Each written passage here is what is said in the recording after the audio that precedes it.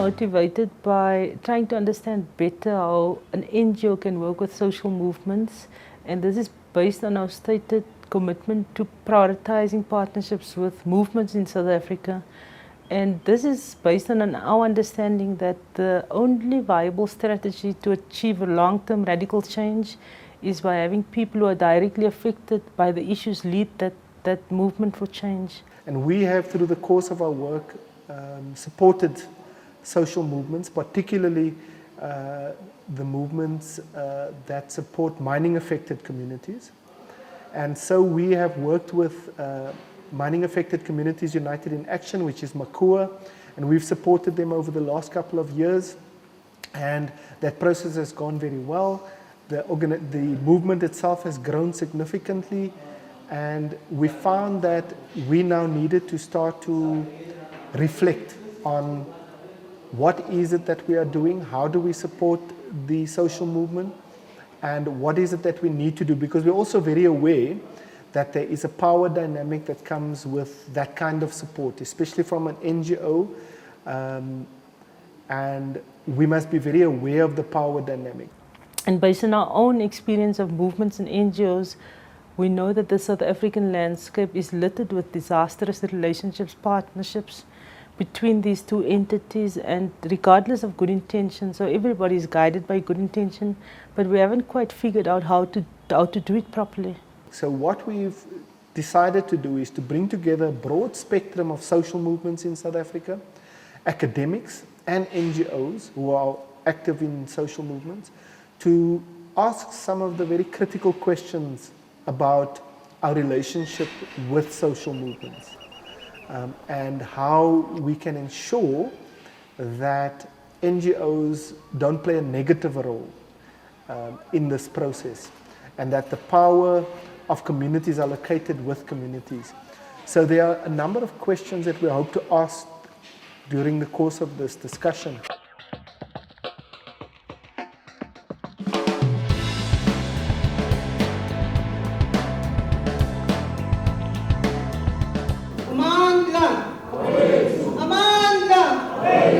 Forward to radical social movements, forward! Forward to radical social movements, forward! So we are, as an organization, committed to support, to engage, to create space, to convene, but more important, to respect the protagonism. We do know that the agents of change who sits on the driver's seat of change is people on their own organizations, and our job is to support, our job is to make ourselves available, but respect and understanding the different roles.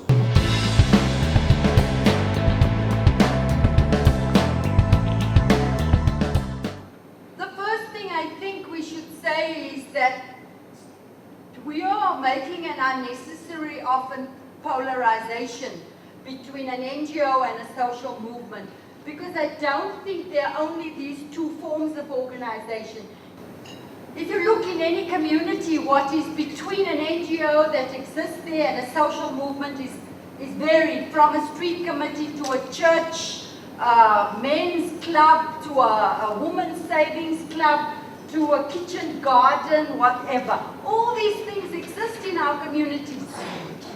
And these things play one or other role. And today, they may not be overtly political, but they form the basis in our communities of self-organization, civic activism of one form or the other. I think we need to revisit this fact that these groups still exist in our community, and they're largely ignored. The lesson particularly of working with different movements and organizations is that local organizing and mobilizing is critical. No national or regional movement can be sustained without local organizations and local structures, strong local organizations and structures. And very specifically, as a woman, I think it's critical to say my reflections come that most of the organizations, the movements, are male-dominated in terms of structure, in terms of culture, in terms of hierarchy. And this is something in particular that I would like to see change. Also, in terms of our political content in the movements, We discuss issues of class and race, and engage, and of course gender. And of course, in working with the rural women's movement, what I found is often women's organizations' movements are not recognized as a movement. It's not an authentic movement because it doesn't look like a movement. In our view, it is not a big national structure that has profile, so immediately it's not a movement. But we have to ask ourselves, what is it that defines a movement for us? Then I also want to agree with Michelle that patriarchy is still very rife within the movement, within our organizations, whether at local level, whether at national level. Patriarchy is still there. And that patriarchy, the sexism that happens, the abuse of women that happens amongst us, it's something that people don't talk about, and this is something that needs urgent address, because if we don't address that, we're not going to get anywhere. And also the issue of class and race.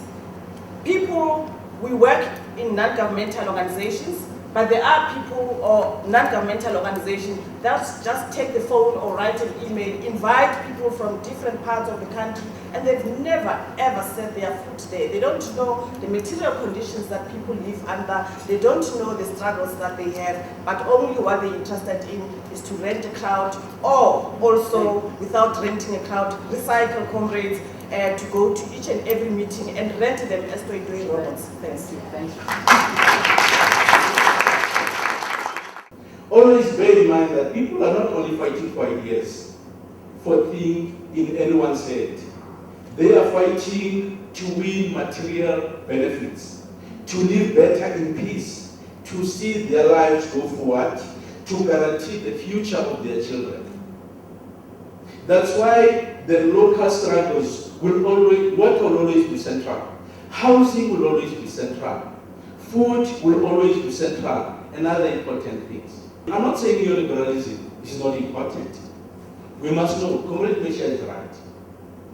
But that cannot be imposed, that comrades do not understand. I'm not saying climate change is not important, but that must be in the context of the struggles that people are waging on the ground. I'm saying this at a time when, as you all know, NUMSA has been expelled from COSATU on Friday, and the whole shape and tenor of politics in South Africa has changed. And for some of us, not just that moment, but the moment stretching all the way back to Marikana and before, is a period in which we're declaring the death of the old movement. Some of us who were part of the anti-apartheid movement are now saying that that whole anti-apartheid movement is dead. It's so morally compromised, it's so integrated into the imposition of this neoliberal order that it serves no purpose for social justice anymore. But instead of this occurring in a period of defeat of the popular movements, we're seeing a resurgence of new movements. So it's the death of the old, but the emergence of the new. That's important that for us, that we capture this as not something to be sad about, but that we are, what is emerging in this country now is a new movement that promises everything if we are prepared to be committed to what is emerging from this movement.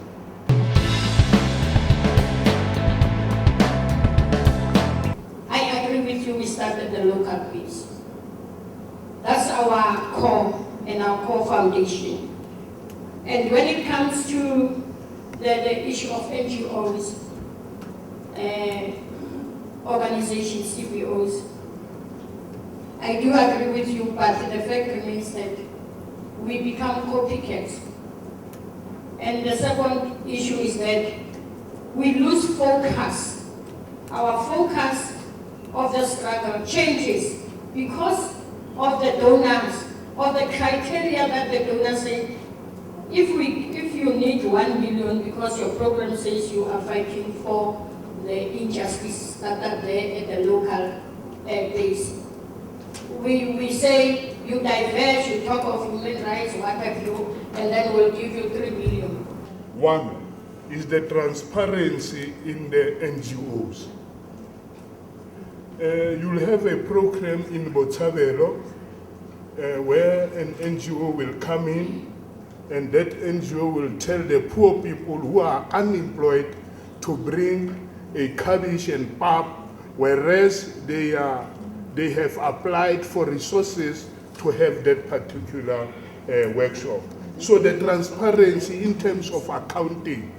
So it's just unfortunate that most of them are not here. Number two is the co-option of activists, because you will realize that they will co-opt Ayanda, and Ayanda tend to be a monster against their own activists. So also that is a problem. The third one is that our struggles are not being supported. You are supporting the struggles of your funders. Because when you have a program on the ground and say this is the program that we want to implement of our own struggle, you'll be saying, no, we can't support that one. We are supporting this one because our funders need us to support this one. So there's no transparency there. There's no engagement of the activities on the ground. If you are saying that you are a locally based organization, your own organization, with your own leadership, with your own issues and your own plan of action, you must defend your right to be your own person, to defend your struggle and to say to people, this is who we are. We're a movement for water, or we're a women's movement, or we're a mining activist, and defend it and to say to people, if you want to work with us, support these issues with us, accompany us or do whatever it is with us on these issues, and not to change your issues, because if you do that, then you've lost the first battle, you've lost your own political integrity.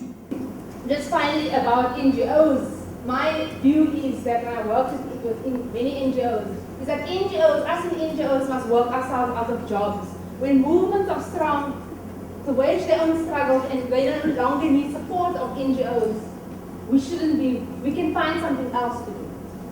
I find it a little bit disappointing that comrades are still speaking the language of the old movement. In other words, the power has already begun to shift to the movement, some of whom are present in the room. And to recognize that means that comrades need to move beyond the idea of saying things like, the donors must come and see what's happening in our community so they can fund that. Because then you're putting power back into the hands of donors and NGOs, and we're actually going backwards instead of forward. So the point is, for movements to be stronger and to realize their power, then they need to establish control over these other institutions, not be at their mercy. What is happening there is a relationship of power that's going wrong. And we are not equally, but both responsible for changing that relationship. And I think that's the challenge we should make ourselves. How we change that relationship between two different institutions, movements, and political possibilities in a way that we can challenge together a much bigger enemy, which is the enemy that's creating that level of oppression that's unique in the world. We never had so much oppression. And sometimes we get so much time talking about how do I like fight or not, or what we do different or not, and we forget about our bigger enemy. And I think that's the great opportunity here, is to create a new pact, political pact, on how we relate to each other to tackle a much, much more difficult and deeper agenda. Thank you.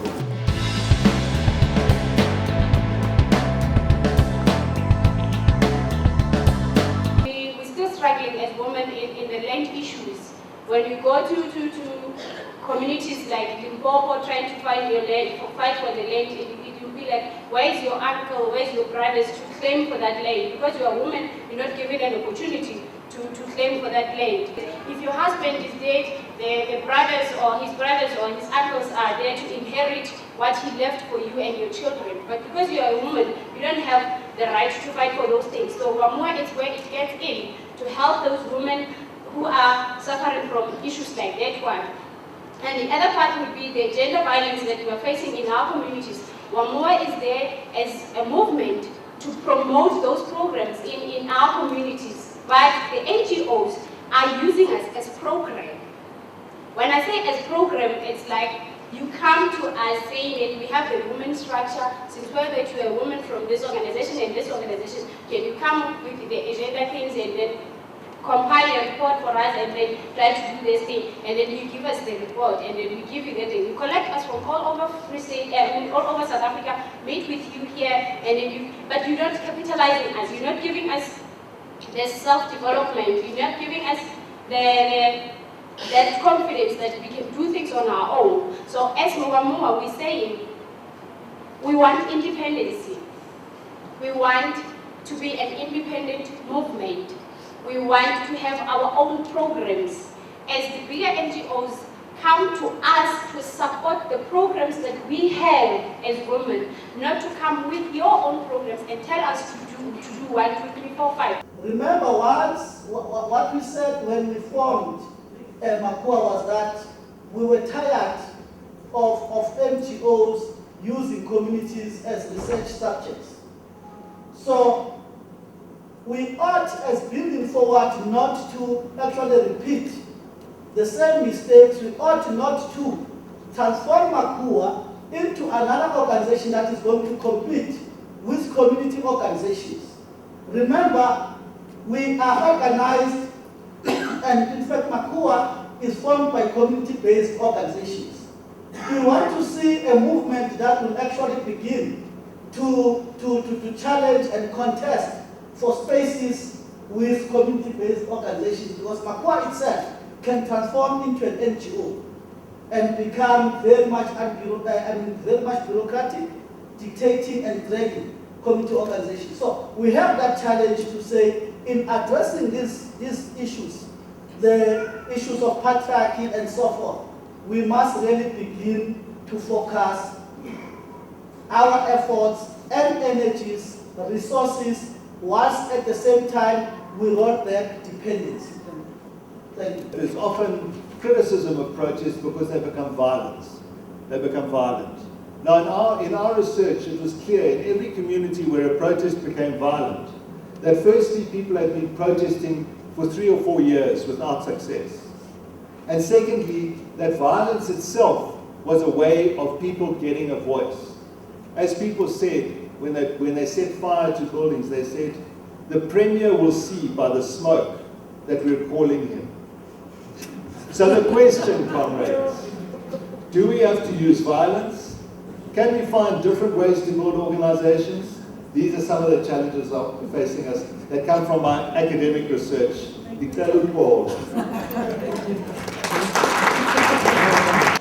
My own position is that this is a moment of opportunity. It's a moment of terrible danger, but also opportunity, because it could signal the movement to a new kind of socialism, a kind of democratic, ethical, and ecological socialism that would involve food sovereignty, that would involve energy democracy, that would involve social ownership of productive resources, that would involve public transport, that would involve new ways of relating to nature and to each other, and that are focused on building collective empowerment rather than individual advancement. The missing piece that I'm trying to point to is the vision that we need to share about where we are going and why we want to go there. Because if we don't know this, we cannot unite our progressive forces in the way I think everyone in this room would want to see. So first of all, I think it's not a coincidence that the values that drive patriarchy is exactly the same values that drive capitalism. No? It's individualism, it's greed, it's violence, it's militarism, and that we often proceed in our movements to not make the links between the two. And if you look at South Africa today, and it goes back to the issue of political education, which has been raised on the platform a number of times, in a post-apartheid era when we invested nothing in cultivating an alternative set of values. So the prevailing values in South Africa today are market values. It's the values of looking out for yourself, of trying to get as rich as possible, to step on anyone to get there. And I think Michelle mentioned this, the question of racism.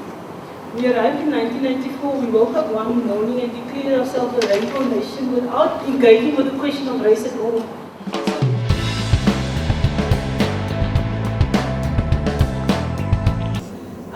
We were not given the right platform as Wamua to discuss our issues and challenges that we are facing as women from mining communities. And second thing, we want to be treated with respect within the community. And we want our input to be valued and to be put into consideration. First point is about patriarchy caused by chiefs who sign deals with the government without consulting us in rural areas. Secondly, is about capitalism, because big companies are taking decisions, but the government is giving them opportunity so that when they take those decisions, they forget about we people directly affected by those companies. I'm talking about Abobaba, Abasbona as objects that are useless. The only word that is important is the word that comes from a man. So now why I'm saying this is, as Abu Mama, we should be strong. This is not we are in a university, we must train ourselves, we are in an army. Yes, it's not gonna be easy. And another thing that I think it's killing our organization where we come from, it's money. Money is a big issue. Siyakhosana, we do whatever. Comrades, you cannot go door to door on an empty stomach. So my challenge to the men is the women in this room are afraid that they will be targeted, they will be cut off. And the challenge to you is not to do that because you're weakening your own organizations. In South Africa, women constitute 52% of the population. If you're not taking women's issues seriously, you're not talking for the majority of people in your community. If we look at mining communities, if you go there, the majority of people in those communities are women and children. So if you're only talking men, if you're only representing men's interests, you're actually an irrelevant organization.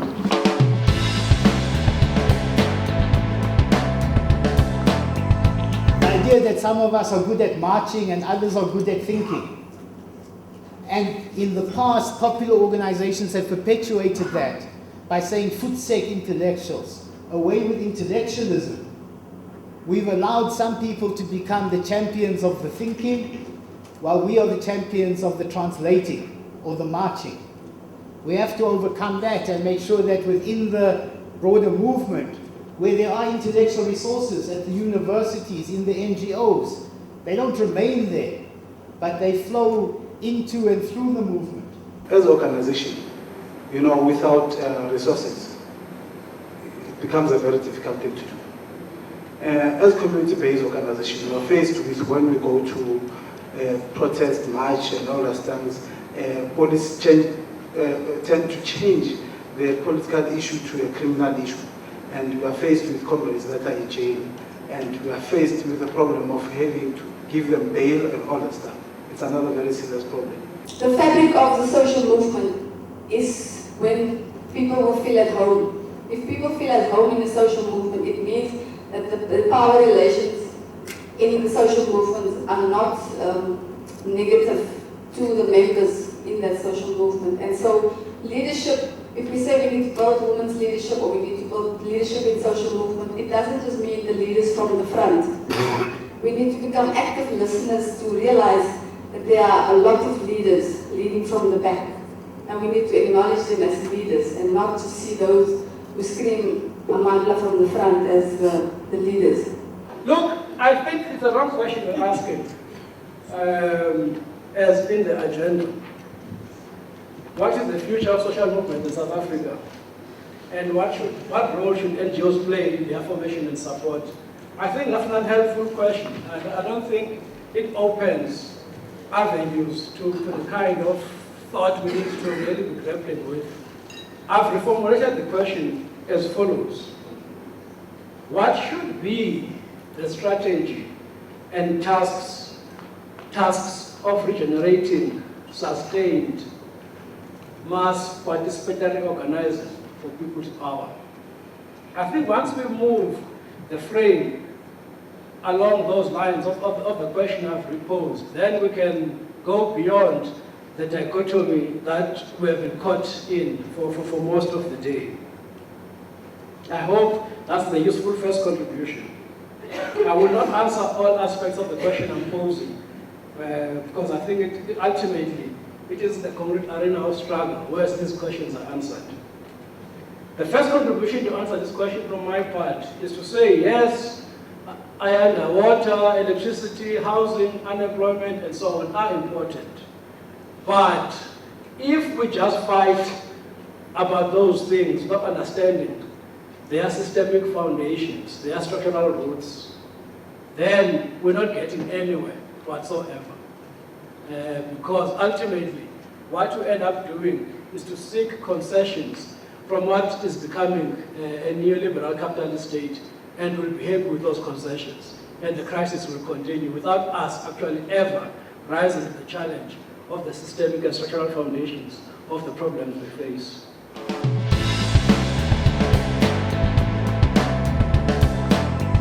When you organize people, you have to make calls and mobilize people.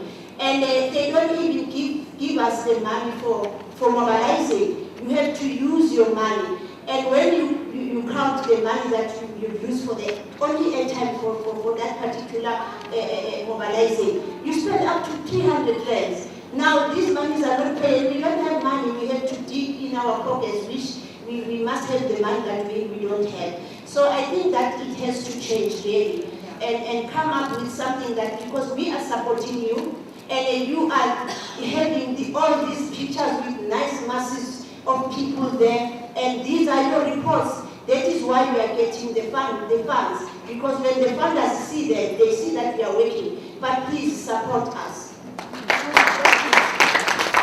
The fundamental is the quality of the relationship, the political quality of that relationship, which demands a complete change on the way NGOs relate with social movements, with other allies, with academia, and with the political society as well. It's not only about as if the change lives only between social movements as the fundamental agent and NGOs as support. Society is more complex than that. Change comes from various places. So what I think is being important to express, and maybe that's why ActionAid is engaging in this kind of dialogue in many places, is that we do want to challenge ourselves to change that relationship and to negotiate politically a different level of relationship, which requires, number one, an understanding on what we agree, but also understand what we don't agree.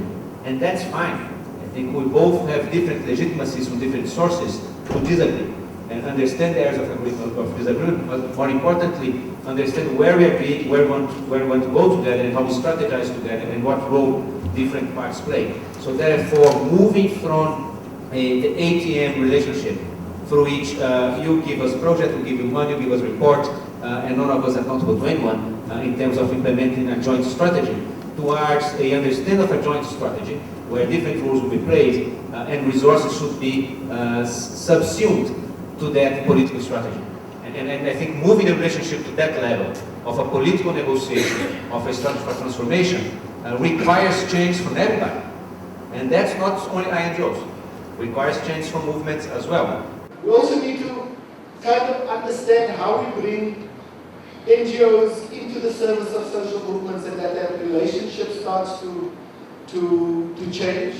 Granted that it mustn't be the central point of our engagement, because it isn't the main contradiction, but we need to find ways that the autonomy of the poor and the oppressed is developed in that process, right? So that we build organizations to learn from Mazibuko, and then we produce knowledge in the process, which is used to develop the power of the poor and the oppressed. So these things are quite critical. And it's important that as NGOs, we take it from ourselves, that we need to be aware that there is a different dynamic that can develop.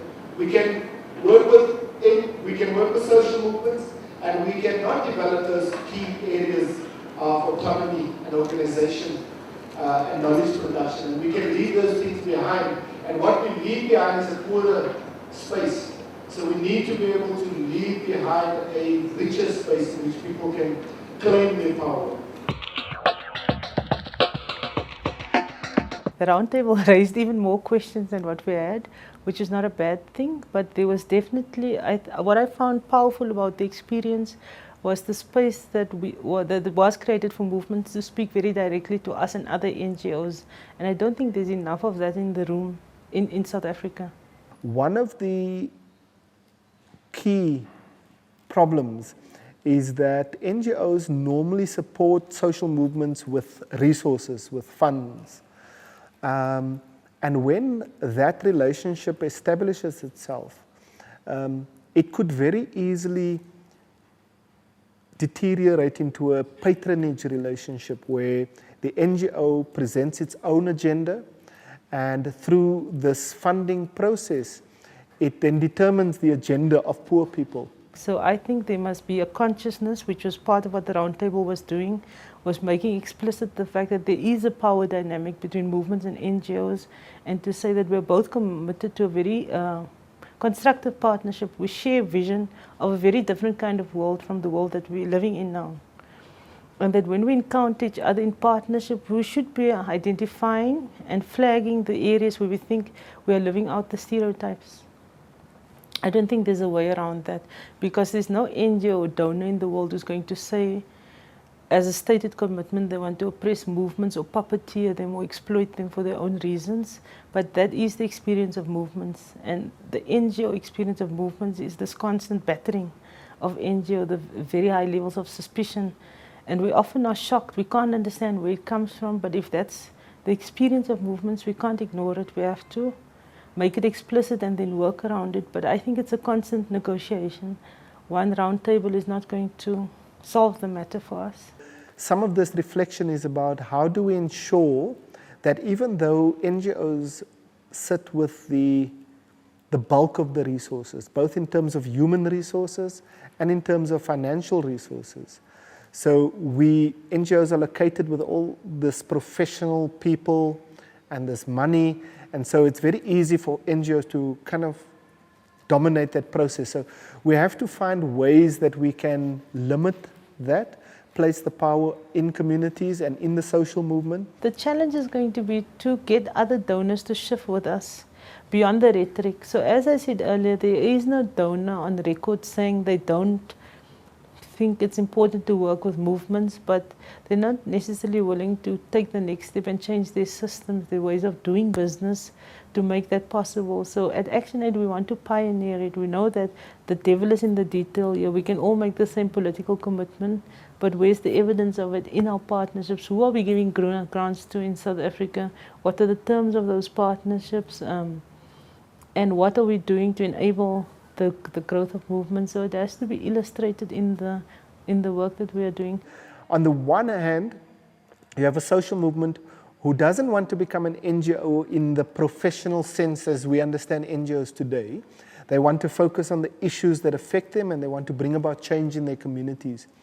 But the dichotomy now is, the conundrum that we sit with is that they cannot access funds because they're not a registered organization.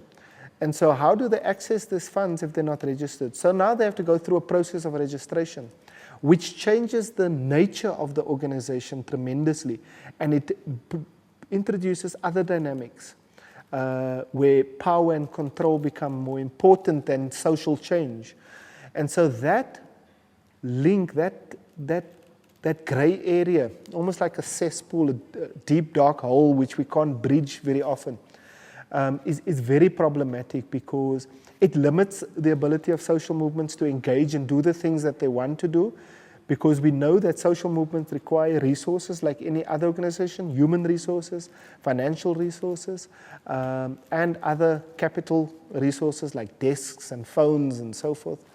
So they need these things, but the problem is, how do we help them, assist them to do that without professionalizing them to the point where they lose the essence of what they were as a social movement?